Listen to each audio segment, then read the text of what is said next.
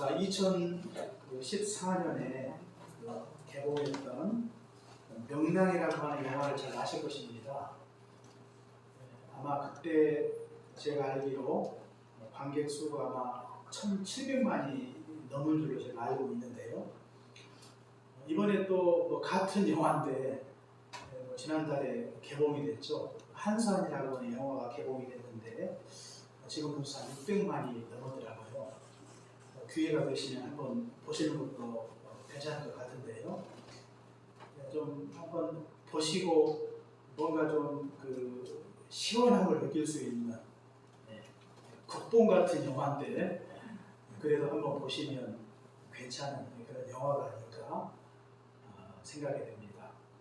이 두 작품의 주인공은 우리가 잘 알고 있는 이순신 장군이죠.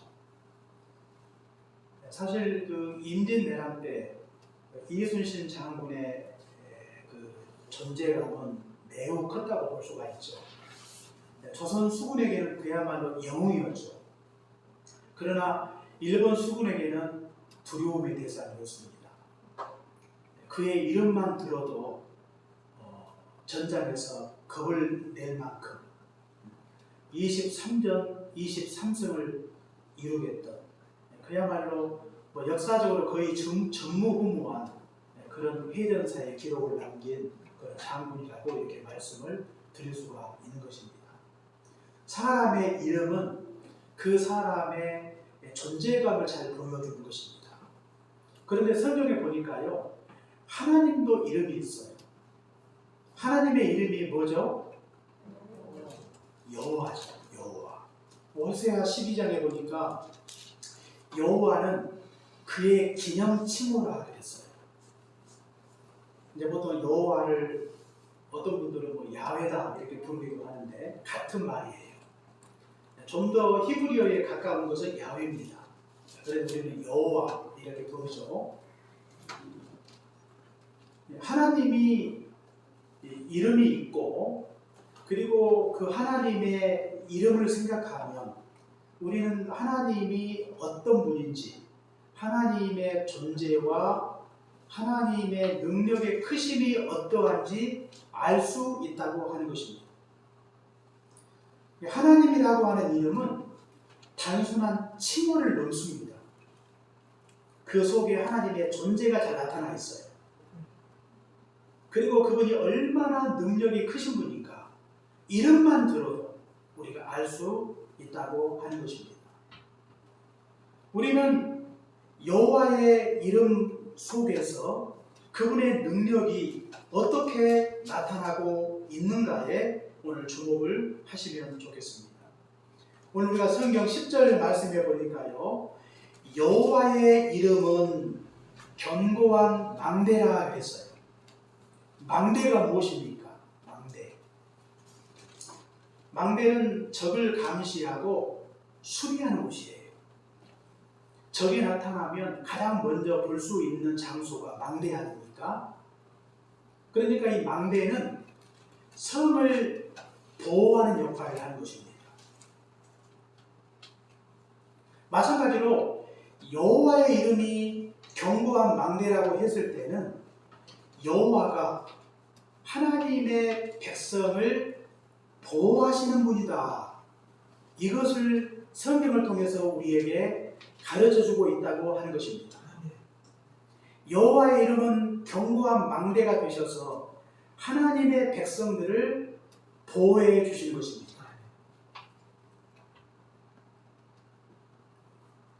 특히 오늘 성경에 여호와의 이름이 견고한 망대라고 이렇게 말씀하심으로 말미암아 여호와의 이름이 큰 능력이 있음을 알 수가 있어요. 이름에 능력이 있다. 좀 잘 이해가 가지 않을 수가 있는데요. 그 삼국지에 보시면 이 사공명주 생중달이라 그런 말이 있어요. 아마 아실 분들은 다 아실 텐데 234년에 삼국기에 보시면 청나라와 위나라가 전쟁을 벌이죠. 총나라를 이끄는 그 책사는 제갈공명이었습니다. 그리고 위나라를 이끄는 책사는 사마중달이었어요. 사마중달. 이 두 사람은 전략가입니다. 두 사람이 붙게 되었어요. 굉장히 강대강으로 붙지 않습니까? 그런데 234년 그 해에 제갈공명이 죽어요. 8월달에 죽습니다. 그래서 이제 사마중달이 이 소식을 듣고 이번이 기회다. 이번이 이 총나라를 완전히 물리칠 수 있는 절호의 찬스다 이렇게 생각을 하고 이제 자신의 군대를 이끌고 이 총나라를 추격하기 시작합니다. 총나라는 그들이 막 추격하니까 막 도망을 해요. 열심히 막 도망을 하죠. 그런데 막 도망을 하다가 갑자기 멈추면서 반격이 시작이 돼요. 그러면서 죽었다던 제갈공명이 등장합니다. 제갈공명이 원래 수레 위에 이렇게 타고 다녔죠. 수레 위에 제갈공명이 앉아있고 제갈공명이 마치 총나라 군대를 지휘하는 듯한 그런 모습을 위나라 군대가 본 거예요. 그러면서 사마중달이 하는 말이 제갈공명이 죽었다고 이들이 거짓 소문을 퍼뜨렸구나. 죽지 않았는데. 그러면서 뭔가 우리를 유인하기 위해서 그들이 도망을 했다고 판단을 하고 추격하다가 갑자기 멈춰요. 그리고 정면 대기를 피합니다. 다시 대치 상태로 이렇게 들어가고 있는 걸 볼 수가 있어요. 실은 제갈공명이 죽지 않은 게 아니라 이미 죽었어요. 그런데 이 사실을 미리 예견하고 유언을 남긴 것이죠. 내가 죽고 난 이후에 만약에 위나라 군대가 쳐들어오게 되면 수레 위에 얹을 수 있는 조각산을 만들어서 수레 위에 이렇게 싣고 실제로 제갈공명이 살아서 총나라 군대를 지휘하는 것처럼 이렇게 보여라. 그러면 속을 것이다. 미리 예견을 한 거죠. 실제로는 죽었지만 그러나 마치 제갈공명이 살아있는 듯한 모습을 보고 그의 이름을 전해 듣고 두려워 떨면서 추격했던 모든 군사를 멈추게 하고 물러섰다고 하는 것입니다. 그러니까 당시에 실제로 이 위나라와 총나라가 전쟁이 자주 벌어졌는데 이 제갈공명의 이 지략으로 말미암아 전쟁에서 많이 패배를 했어요. 그렇기 때문에 제갈공명이 있다는 사실, 그의 이름을 듣기만 해도 두려워 떠는 것입니다. 그래서 아까 제가 읽었던 그 한자의 뜻을 번역하면 죽은 제갈공명이 살아있는 사마중달을 쫓아냈다 그런 뜻이에요. 그러니까 이 전쟁에서 진압가였던 이 제갈공명의 이름이 얼마나 위세를 떨치고 있는가를 알 수 있다고 하는 것입니다. 사람의 이름도 이렇게 권위가 있어요. 능력이 있습니다. 그런데 여호와의 이름도 이렇게 능력이 있는 거예요. 사람의 이름도 전쟁의 판도를 바꾸는데 여호와의 이름은 그와 비교할 수가 없는 것입니다. 그보다도 훨씬 강력한 능력이 여호와의 이름 속에 있어요. 그 이름이 뭐라고 말씀을 하고 있습니까? 바로 견고한 망대라 이렇게 말씀을 하고 있는 것입니다. 이렇게 하나님은 우리의 이 견고한 망대가 되셔서 우리를 보호해 주시는 것입니다. 무엇으로부터 우리를 보호해 주시는가? 당연히 망대는 대적으로부터 보호해 주는 것처럼 우리 신자들, 하나님의 백성들을 대적하는 적들로부터 하나님이 우리를 보호해 주시는 것입니다. 그 적이 누구입니까? 예배서 6장에 잘 나와 있듯이 세상 권세와 하늘의 악한 영들, 그리고 이 세상, 죄, 이런 것들이 우리 신자들의 대적 아닙니까? 이런 것들로부터 때부터 하나님께서 우리를 보호해 주신 것입니다. 그런데 우리는 이 보호한다는 뜻을 자체 오해할 때가 종종 있어요. 하나님이 보호해 주시니까 우리는 뭐 어떤 어려움도 없고 아픔도 없고 고통도 없고 문제도 없고 그렇게 사는 것이 하나님이 우리를 보호해 주시는 것이라고 생각할 때가 종종 있어요. 그러나 하나님의 보호는 그런 뜻이 아니에요. 아무런 어려움도 없이 그냥 일사천리로 모든 일이 잘 되고 아무런 어려움도 없이 그냥 앞으로 쭉쭉쭉 나가기만 하는 삶, 이것이 하나님의 보호 가운데 있다는 그런 뜻이 아니라고 하는 것입니다. 하나님의 보호 가운데 있다는 것은 무엇을 의미하는가? 그것은 하나님의 보호하심으로 말미암아 우리 신자들이 이 땅에서 거룩한 하나님의 백성으로, 거룩한 하나님의 백성이라고 하는 정체성에 맞게, 부르심의 목적에 맞게 살아갈 수 있도록 하나님께서 우리를 보호해 주신다는 그런 뜻이에요. 하나님은 우리를 구원하시고 우리 신자들이 이 땅에서 거룩한 하나님의 백성으로 살기를 원하고 계시는 것입니다. 우리 교회가 거룩한 하나님의 교회가 되기를 원하고 계시는 것입니다. 그런데 거룩한 하나님의 교회가 되어야 됨에도 불구하고 이 교회를 시험하고 유혹하는 자들이 많이 있어요. 그러므로 하나님이 우리를 보호하셔서 그 모든 대적들로부터 우리를 지키시고 보호해 주심으로 말미암아 우리가 이 땅에서 거룩하고 성결한 하나님의 백성으로 살아갈 수 있도록 우리를 지켜주시는 것입니다. 이것이 바로 하나님의 보호라고 하는 것입니다. 하나님이 보호하시는데 왜 나는 하는 일마다 이렇게 실패하지? 왜 넘어지지? 왜 힘들지? 왜 나에게 시련이 있지? 그렇게 생각하지 마십시오. 시련이 때로는 하나님의 보호하심의 수단이 될 수가 있어요. 시련이 우리를 더욱더 단단하게 만들어요. 이것도 하나님의 보호입니다. 우리가 하나님을 믿고 섬기면서 잘못된 기대와 환상 속에서 하나님을 믿고 따라가는 것은 옳지 않습니다. 하나님의 관심, 하나님의 목적은 하나님 앞에 우리 각자를 거룩한 자로 세우시는 것을 하나님이 간절히 원하고 계시는 것입니다. 좀 더 쉽게 분명하게 말씀을 드리면 하나님의 관심은요, 우리가 세상에서 출세하는 게 아니에요. 세상에서 부귀영화 누리는 것, 세상에서 잘 나가는 것, 이거 하나님의 관심사가 아닙니다. 하나님의 가장 큰 관심은 우리 각자가 하나님 앞에 온전케 되는 것입니다. 거룩하게 되는 것입니다. 하나님이 그 일을 위해서 하나님이 우리를 보호해 주시는 것입니다.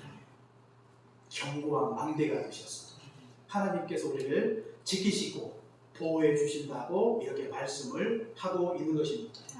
그런데 세상은 그렇게 말하지 않아요. 우리의 보호자는 하나님이 아니라 우리의 보호자는 재물이라 그래요. 우리가 성경 11절에 보니까 같이 한번 읽어볼까요? 자, 시작. 저의 재물은 그의 경고와 성령, 그가 높은 성벽같이 여기느니라. 아멘. 부자는요, 자기를 위협하고 위험에 빠뜨리는 것들로부터 자기를 안전하게 지켜줄 수 있는 보호자는 하나님이 아니라 재물이다. 그렇게 믿고 있는 것입니다. 그러니까 재물이야말로 이 환난의 때를, 불확실한 미래를 살아가는 데 있어서 가장 확실하고 가장 유일한 인생의 견고한 선과 같은 존재가 바로 재물이라고 믿는 것입니다. 그런데 우리 신자들은 그렇게 믿지 않죠. 그래서 성경은요, 재물을 자신의 견고한 성으로 믿고 사는 것이 얼마나 어리석은 것인가를 우리가 디모데전서 6장 10절에 보시면 알 수가 있죠. 돈을 사랑함이 일만에게 뿌리가 되나니 이것을 탐내는 자들이 미혹을 받아 믿음에서 떠나 근심으로 자기를 찔렀도다. 그렇게 말씀하고 있죠. 그러니까 재물이라고 하는 것은 성경에 긍정적인 면도 있어요. 재물은 우리에게 유익한 측면도 있고 필요한 측면이 있지만, 그러나 재물은 이 부정적인 측면들이 굉장히 많습니다. 재물은 모든 죄의 원천이 될 수가 있고, 그래서 언제나 재물이 모이는 곳에는요, 인간의 온갖 탐욕이 그곳에 한꺼번에 집중이 되어 있어요. 그러니까 돈의 흐름을 추적하면 인간의 죄가 나오는 이유가 바로 거기에 있는 것입니다. 금융범죄 수사할 때 보시면 돈이 어디로 가고 있는가를 쫙 보시면 그 돈을 얻기 위해서 인간이 어떤 죄를 지었는 것을 금방 알 수가 있죠. 돈의 흐름이 굉장히 중요한데 그것을 추적하는 것이죠. 그래서 이 돈이 있는 곳에 범죄의 원성이 될 수가 있다는 말이죠. 그리고 이 재물은요, 믿음에서 떠나게 한다 그랬어요. 재물은 겉은 굉장히 화려하고 아름다울 수 있지만 그 속에 무서운 비수를 숨기고 있어요. 그러므로 재물을 가까이 하면 그 애리한 비수에 우리가 찔릴 수가 있다고 하는 것입니다. 재물은 무서운 거예요. 굉장히 매력적인 측면이 있습니다. 겉으로 볼 때는. 우리에게 모든 것을 줄 것 같은 환상을 우리에게 심어주는 것입니다. 그러나 모든 것을 빼앗아 가는 것이 재물이에요. 모든 것을 줄 것 같은데 모든 것을 빼앗는 것, 가장 치명적인 존재가 바로 재물이라고 하는 것입니다. 재물 너무 좋아하면 안 돼요. 재물 사랑하면 안 됩니다. 재물에 종이 되면 안 돼요. 그 재물이 반드시 우리를 찌르게 될 것입니다. 우리의 인격과 우리의 신앙을 철저하게 파괴하는 존재, 겉으로는 화려하고 아름답지만 결코 우리 인생을 보호해 줄 수 있는 견고한 성이 될 수 없는 것, 그것이 바로 재물이라고 하는 것입니다. 우리 인생을 지켜줄 수 있는 가장 강력한 견고한 성과 같은 존재가 무엇인가? 바로 하나님이라고 성경이 우리에게 가르쳐주고 있는 것입니다. 그렇다면 여호와의 이름이 견고한 망대라면 하나님의 보호를 받기 위해서 우리가 어떻게 해야 되는 것입니까? 자, 우리가 성경 10절에 보세요. 여호와의 이름은 견고한 망대라. 의인은 그리로 달려가서 안전함을 얻으리라 그랬어요. 어디로 달려가라고요? 어디로 달려가요? 거기가 도대체 어딜까요? 하나님의 인재를 상징하는 예루살렘 성전일까요? 아니면 성도가 모여 하나님을 예배하는 교회당일까요? 이것은 그리로 달려간다고 해서 마치 어떤 물리적인 공간적인 개념으로 생각할 수 있는데 이것은 그런 뜻이 아니에요. 두 가지 뜻이 있는데요. 하나는 여호와께 피한다는 뜻이 있습니다. 우리가 민수기 35장에 보시면 도피성이라고 하는 제도가 있죠. 부지 중에 사람을 죽인 자는 보복을 당할 수가 있어요. 그런데 그가 일부러 죽인 게 아니잖아요. 실수로 사람을 죽인 거예요. 성경에 보시면 도끼질하다가 도끼 자루에서 도끼 머리가 빠져가지고 사람이 맞아 죽은 거예요. 일부러 죽인 거 아니죠? 부지 중에 사람을 죽였어요. 근데 그런 자에게 도움이나 보복을 하는 것은 옳지 않죠. 그래서 도피성을 만들어서 거기에 피하게 되면 보호를 받습니다. 도피성은 요단강을 중심으로 해서 서쪽에 3개, 동쪽에 3개가 있는데요. 그렇기 때문에 비교적 자기들이 거주하고 있는 곳 가까운 곳에 도피성이 있어서 자신의 목숨을 보호받을 수가 있는 것이죠. 마찬가지로 우리가 하나님께 피하게 되면 하나님의 보호를 받는 것입니다.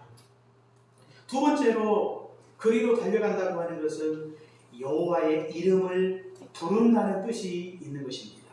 여호와의 이름. 우리가 여호와의 이름을 부르는 것으로도 그 가운데 하나님의 능력이 임할 수가 있어요.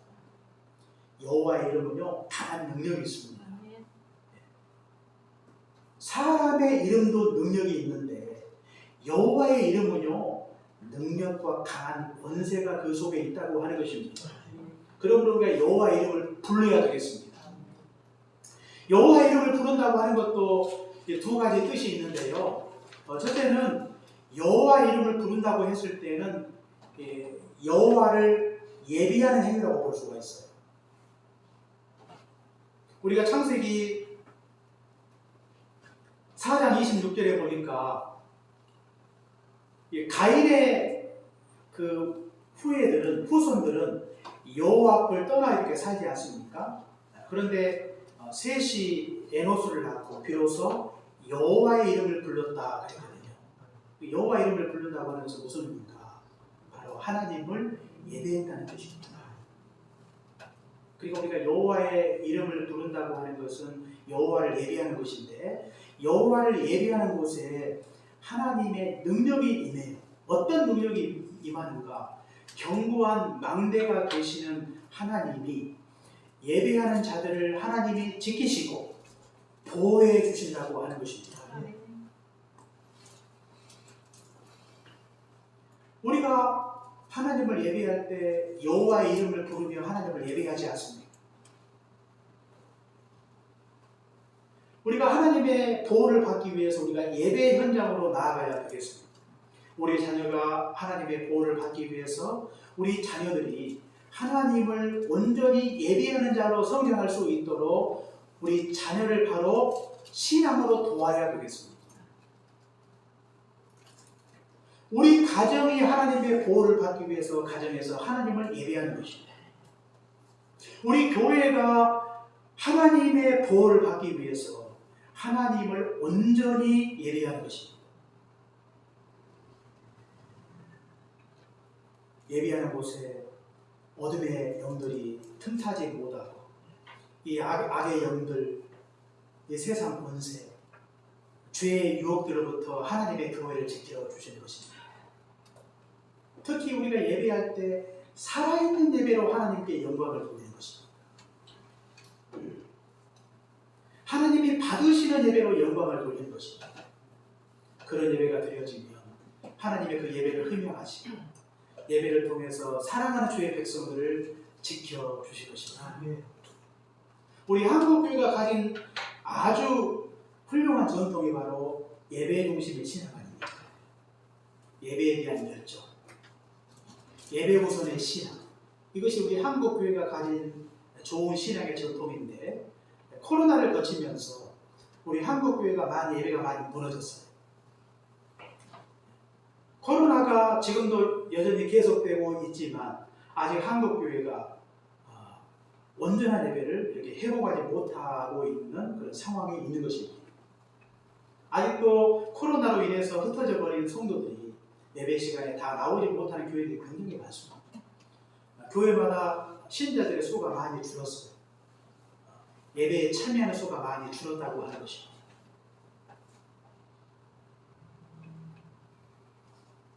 그래서 우리 한국 이 코로나의 위기는요, 강력한 전염성과 그리고 치명성이라도 볼 수가 있지만, 코로나의 위기는 바로 한국교회의 위기다, 이렇게 말씀을 드릴 수가 있는 것입니다. 코로나가 굉장히 전염력이 빠르죠. 그리고 이 감기에 비해서 굉장히 치명률이 높아요. 그러나 코로나의 진짜 위기는 바로 이 예배의 위기다, 이렇게 말씀을 드릴 수가 있는 것입니다. 그러므로 우리 한국교회가 정말로 여호와 이름을 부르며 온전한 예배를 드리게 될 때 하나님께서 우리의 예배를 받으시고 하나님의 교회를 이 세상 죄로부터 한국교회를 지키시고 보호하셔서 이 땅에 살고 있는 모든 주의 백성들이 거룩하고 성결한 하나님의 백성으로 살아갈 수 있도록 하나님께서 축복해 주실 것입니다. 두 번째로 여호와 이름을 부른다고 하는 것은 여호와께 기도하는 것을 가리킵니다. 시편 116편에도 보니까 여호와의 이름으로 이렇게 기도할 것을 성경에 말씀을 하고 있는데, 우리가 여호와의 이름을 부르며 간절히 기도할 때 여호와께서 우리의 기도를 들으시고 모든 대적들을 물리쳐 주시고 하나님의 교회를 지키시사 거룩하고 성결한 하나님의 교회로 만들어 주시는 것입니다. 그러므로 우리가 우리의 대적들과 싸울 때 하나님이 우리에게 주시는 무기 중에 하나가 바로 기도의 무기 아닙니까? 기도는 강력한 무기예요. 하나님께서 우리에게 말씀도 주셨지만 또 우리가 하나님 앞에 기도함으로 말미암아 우리의 모든 대적들과 싸워 승리할 수 있도록 하나님께서 축복해 주신 것입니다. 그러므로 우리 어디에 있든지 어떤 형편에 있든지 어디에서 무엇을 하든지 하나님 앞에 항상 기도해야 되겠습니다. 우리의 현장이 어떠할지라도 그곳이 정말로 많은 대적들이 있는 그런 곳이라 할지라도 우리가 기도로 무장하고 하나님 앞에 더욱더 깨어 기도하며 하나님께서 우리의 기도를 들으시고 모든 대적들을 물리치시고 이 영적 싸움에서 승리할 수 있도록 하나님께서 도와주실 것입니다. 하나님은 기도하는 자에게 능력을 베푸십니다. 기도하는 자에게 하나님께서 견고한 산성이 되어 주시는 것입니다.